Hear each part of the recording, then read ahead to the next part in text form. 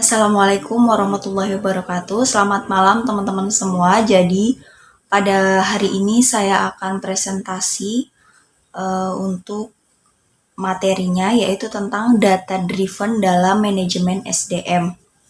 Oke teman-teman, langsung saja di sini saya mulai presentasinya. Jadi data driven itu secara umum, data driven bermakna sebagai manajemen berbasis data atau bukti empiris. Dalam konteks MSDM, data driven merupakan instrumen dalam menganalisis kondisi SDM berbasis data sebagai bukti otentik.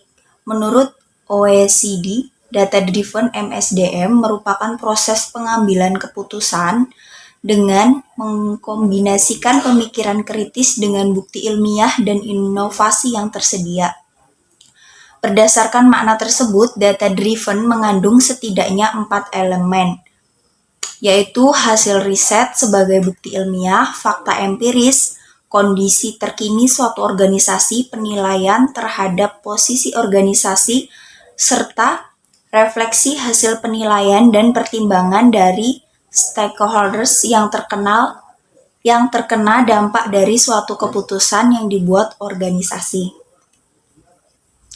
Manfaat data driven itu sendiri ada beberapa, yaitu yang pertama, membuat pekerjaan lebih terarah, yang kedua, membantu menjadi pekerja yang baik, yang ketiga, mengidentifikasi kebutuhan perusahaan, yang keempat, membuat kita tidak alergi terhadap data, dan yang terakhir, membuat lebih mudah dan memprediksi apa yang harus dilakukan di masa depan nanti.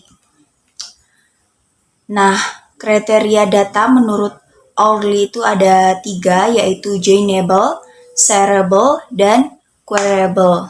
Apa sih joinable itu? Joinable yaitu pastikan kalau data-data tersebut memiliki format atau bentuk yang membuatnya dapat digabungkan dengan data-data lainnya.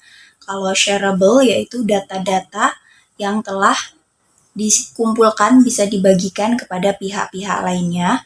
Yang ketiga yaitu queryable, pastikan data-data yang terkumpul dapat diminta atau diakses. Next, untuk menerapkan pendekatan data-driven perlu ada upaya untuk mengumpulkan, menganalisis, dan menginterpretasikan data dengan akurat. Pendekatan data-driven tidak hanya relevan dalam skala organisasi atau bisnis, tetapi juga dalam kehidupan sehari-hari seperti perkiraan cuaca, review produk, online, pencarian lokasi, dan lain sebagainya. Next. Contoh penerapan data-driven. Dalam manajemen SDM itu ada beberapa contoh. Yang pertama di sini saya contohkan leadership development di Google. Sudah sejak lama Google menggunakan sistem ini. Dalam organisasi mereka, Google menerapkan apa yang disebut dengan Project Oxygen yang digunakan untuk mengumpulkan data karyawan terkait dengan ulasan, kinerja, dan membandingkan data dengan tingkat retensi karyawan. Perilaku manajerial yang dimiliki, kinerja tinggi, dan membuat program pelatihan untuk mengembangkan kompetensi. Yang kedua yaitu real estate decision di Starbucks. Sebelum setenar hari ini, Starbucks pernah mengalami masa kelam pada tahun 2008 lalu. Pada tahun itu ratusan lokasi Starbucks ditutup. Lalu CEO Starbucks saat ini, Howard Schultz, kemudian mengambil pendekatan lebih analisis untuk mengidentifikasikan lokasi toko di masa depan dengan bermitra di perusahaan analisis lokasi untuk menentukan lokasi mana yang ideal untuk kedai mereka berdasarkan data seperti demografi dan pola lalu lintas. Next, secara internal, dengan data driven dapat dilakukan simulasi perencanaan SDM sebagai perhitungan sistematis terhadap tercapainya keseimbangan antara kebutuhan dan ketersediaan karyawan secara eksternal, organisasi memanfaatkan informasi dinamika pasar tenaga kerja sehingga dapat disiapkan berbagai langkah strategi memperoleh SDM secara tepat. Sudah saatnya lembaga pemerintah dan perusahaan di Indonesia itu menentukan data driven sebagai pendekatan efektif pengambilan keputusan yang menjamin objektivitas dan menjunjung prestasi.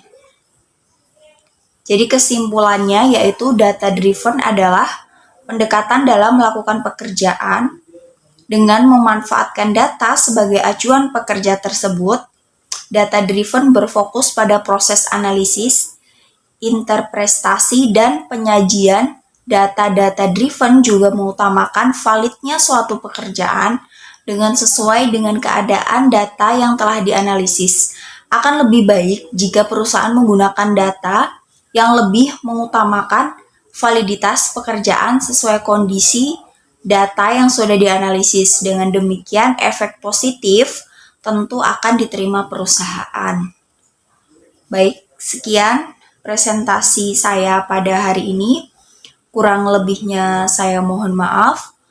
Buat teman-teman mungkin ada yang bisa ditanyakan di kolom komentar di bawah ya. Nanti saya jawab sebisa saya, dan teman-teman jika ada yang ingin menambahkan dipersilahkan.